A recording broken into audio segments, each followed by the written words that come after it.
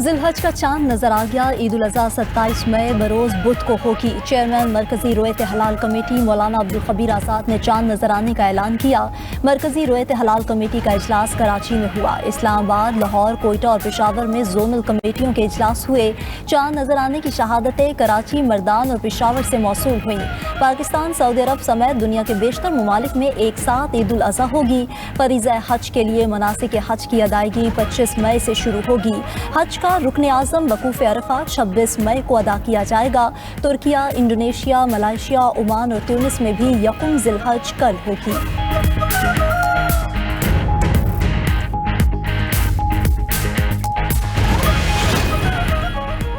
वज़ीर-ए-आज़म शहबाज शरीफ से कतर के हम मनसब शेख मोहम्मद बिन अब्दुर्रहमान बिन जासिम अल सानी का राब्ता। दोनों रहनुमाओं के दरमियान इलाकाई और बैनुल अक़वामी सूरत हाल पर तबादला ख्याल।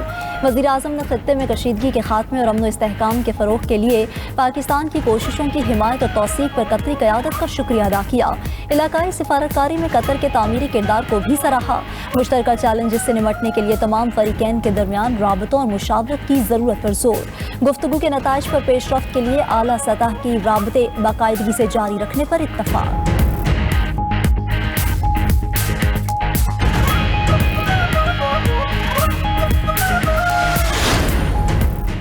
वज़ीर दाखिला मोहसिन नकवी की तेहरान में ईरानी सदर मसूद पेज़ेश्कियान से अहम मुलाकात। दोनों रहनुमाओं की मुलाकात 90 मिनट तक जारी रही। ईरानी वज़ीर दाखिला सिकंदर मोमिनी और वज़ीर ख़ारजा बासिर आक़ची की भी शिरकत। दो तरफ़ा ताल्लुकात के फ़रोग़, खित्ते में जारी कशीदगी से मुताल्लिक़ बातचीत। ईरानी क़यादत ने खित्ते में इस्तेहकाम के लिए पाकिस्तान के किरदार और कोशिशों की तारीफ़ की।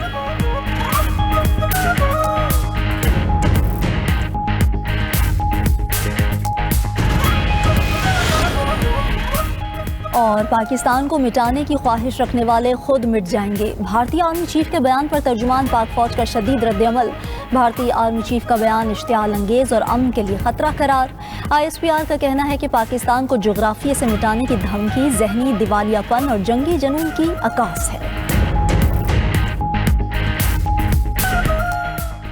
वफाकी वज़ीर दाखिला मोहसिन नकवी की तेहरान में ईरानी सदर मसूद पेज़ेश्कियान से अहम मुलाकात। दो तरफ़ा ताल्लुकात के फ़रोग़, खित्ते में जारी कशीदगी और ईरान अमरीका अमन मुज़ाकरात से मुतालिक बातचीत। बाहमी इक़्तिसादी और तिजारती रवाबित बढ़ाने पर इत्तेफाक। 90 मिनट तक जारी रहने वाली मुलाकात में ईरानी वज़ीर दाखिला और वज़ीर ख़ारजा समेत दीगर हुकाम की भी शिरकत। खित्ते में इस्तेहकाम के लिए पाकिस्तान के किरदार और कोशिशों की तारीफ की। मसूद पेज़ेश्कियान बोले, अमरीका और इसराइल के हमलों का मकसद ईरान में अदम तहफ़्फ़ुज़ फैलाना था। पड़ोसी ममालिक के ताउन और जिम्मेदारी की वजह से दुश्मन की साजिशें नाकाम हुई। वज़ीर दाखिला मोहसिन नकवी से ईरानी पार्लियामेंट के स्पीकर मोहम्मद बाकिर कालिबाफ भी मिले। दो तरफ़ा ताल्लुकात को मज़ीद फ़रोग़ देने के आज़म का यादा।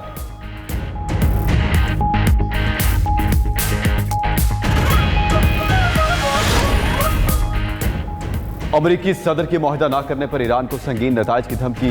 फॉक्स न्यूज़ को इंटरव्यू में कहा, मुआहदे तक पहुंचना ईरान के मफाद में है। अमन मुआहदा ना हो सका तो ईरान के लिए बहुत बुरा होगा। ईरान को जौहरी हथियार बनाने से रोकना अमरीका का असल मकसद है। ईरान से अफसूदा यूरेनियम का हसूल सिक्योरिटी मकासद के लिए नहीं बल्कि फेक मीडिया को खामोश कराने के लिए ज़रूरी है। गुफ्तगू के दौरान ट्रंप ने कहा कि वियतनाम जंग 19 साल और इराक जंग 10 साल चली। ईरान जंग को अभी सिर्फ 2.5 महीने हुए हैं, थोड़ा सब्र करें। ताइवान को $14 अरब के हथियारों की फराहमी का पैकेज रोक दिया। अमरीकी सदर की तस्वीरी शक्ल में ईरान को नई धमकी। तुरंत सोशल पर तूफान से पहले खामोशी के उन्वान से पोस्ट जारी कर दी।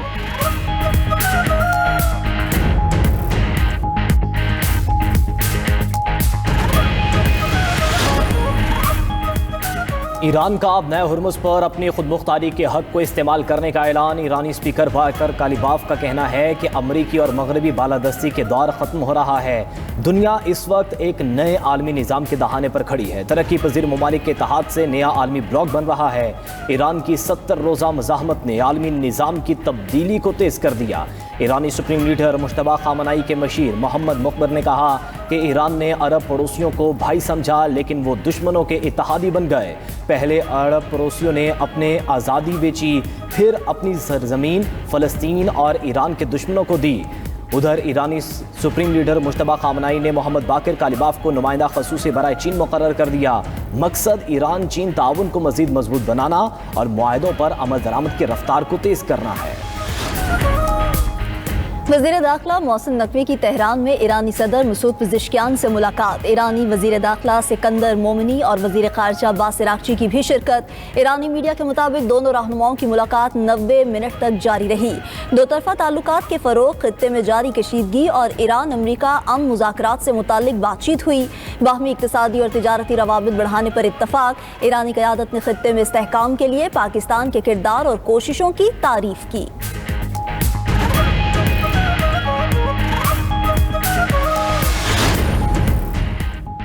पाकिस्तान अपनी खुद मुख्तारी और दिफा पर कोई समझौता नहीं करेगा। पाक फौज और अवाम हर जाहिरियत का भरपूर जवाब देने की मुकम्मल सलाहियत रखते हैं। रहनुमा पीपल्स पार्टी और सेनेटर शरी रहमान कहती हैं, जंगी जुनून में मुब्तला भारत पहले खुद जंग का आगाज करता है, फिर चंद ही घंटों बाद दुनिया से जंग रुकवाने के लिए मिन्नत समाजत करता है। मिशाल मलिक ने कहा कि भारतीय आर्मी चीफ का बयान मोदी सरकार की मायूसी और जंगी जुनून का सबूत है। मार्का हक में पाक फौज ने भारतीय गुरूर खाक में मिला दिया था। पाकिस्तान हर मुहिम जोही का भरपूर जवाब देना जानता है।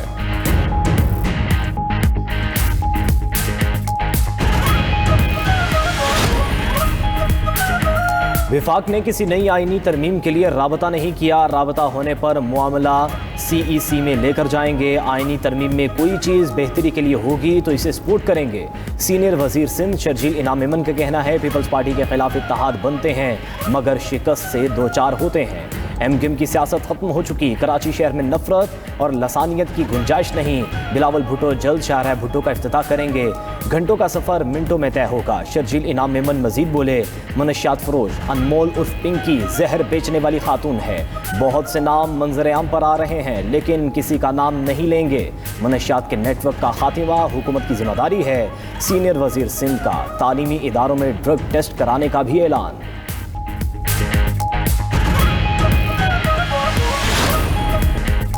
वज़ीर आला पंजाब मरीम नवाज का आज़रबाईजान का दौरा। सदर इल्हाम अलियोफ से मुलाकात। बाहमी ताउन, सरमायाकारी और दो तरफ़ा ताल्लुकात पर तबादला ख्याल।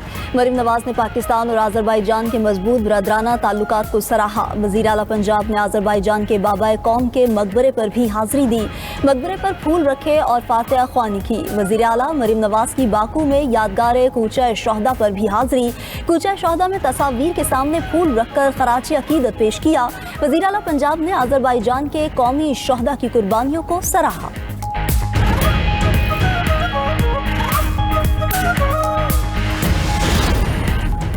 हुकूमत का खाद और ज़रूरी अद्वियात पर टैक्स ना बढ़ाने का फैसला। खाद कीड़े मार अद्वियात पर FED बढ़ाने का फैसला मौखर कर दिया। ज़राए के मुताबिक हुकूमत ने मौशी गैर यकीनी सूरत हाल पर खाद और ज़रूरी अद्वियात महंगी ना करने का फैसला किया।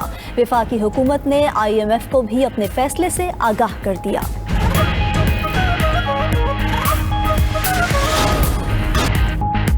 पाकिस्तानी टीम सिलहट टेस्ट की पहली इनिंग्स में 232 रन बनाकर आउट। कौमी टीम को मेज़बान टीम के खिलाफ 46 रन खसारे का सामना रहा। बाबर आजम 68 रन बनाकर नुमाया रहे। आज़ान अवैस 13, अब्दुल्ला फजल 9, शान मसूद 21 और सऊद शकील 8 रन बना सके। सलमान अली आगा 21, रिजवान 13 और हसन अली 18 रन बनाकर चलते बने। नाहिद राना और तेजुल इस्लाम ने 3-3 विकेटें हासिल की। दूसरी इनिंग्स में बांग्लादेश ने 3 विकेटों पर 110 रन बना लिए। मजमूई तौर पर 156 रन की बरतरी हासिल।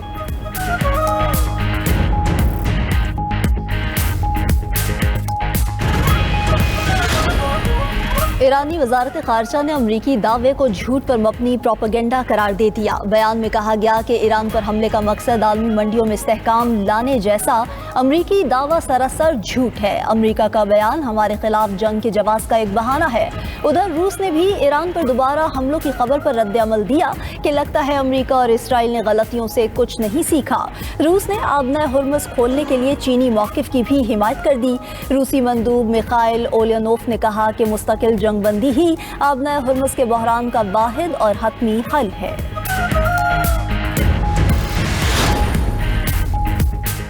कतर और सऊदी अरब के वज़राए ख़ारजा के दरमियान टेलीफोनिक राब्ता। अमरीका और ईरान के दरमियान हालिया जंगबंदी और इलाकाई सूरत हाल पर गुफ्तगू।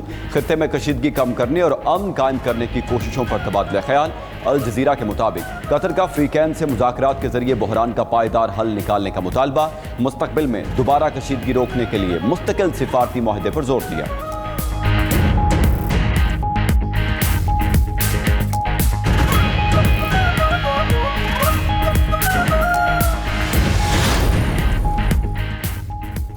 अबूधाबी के इलाके अल-ज़फ़रा में बरका न्यूक्लियर पावर प्लांट पर ड्रोन हमला। आग पावर प्लांट की अंदरूनी हुदूद से बाहर लगी, जिस पर काबू पा लिया गया। हुकाम के मुताबिक रेडियोलॉजिकल तहफ़्फ़ुज़ के निज़ाम पर कोई असर नहीं पड़ा।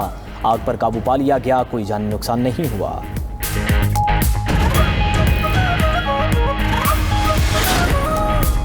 इसराइल की सीज़फायर के बावजूद गजा और लबनान में दहशतगर्दी। गजा पर हमलों में 11 फ़लस्तीनी शहीद, 60 से ज़ायद ज़ख्मी हो गए। शुमाली गजा के जबालिया पनाह गुज़ीन कैंप पर आम शहरियों को निशाना बनाया गया।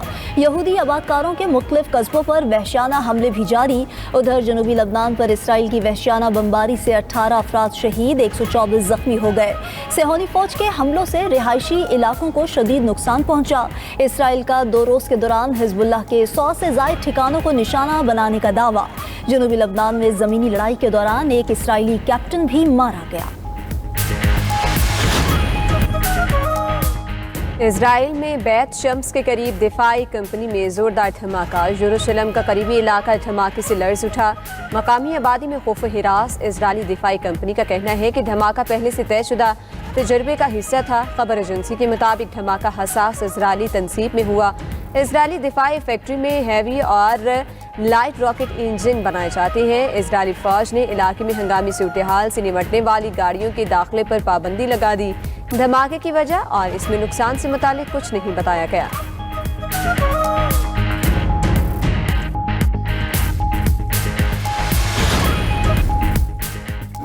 अमरीकी सदर डोनाल्ड ट्रंप को बड़ी सुबकी का सामना। रॉयटर्स के मुताबिक अमरीकी सेनेट ने व्हाइट हाउस बाल रूम के सिक्योरिटी फंड्स रोक दिए। सेनेट ने फंड्स को अखराजाती पैकेज से खारिज कर दिया।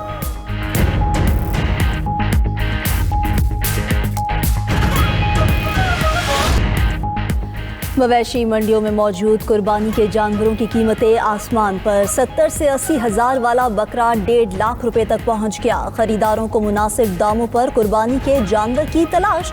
व्यापारियों को नाज नखरे से पले जानवरों के तगड़े दाम मिलने की उम्मीद।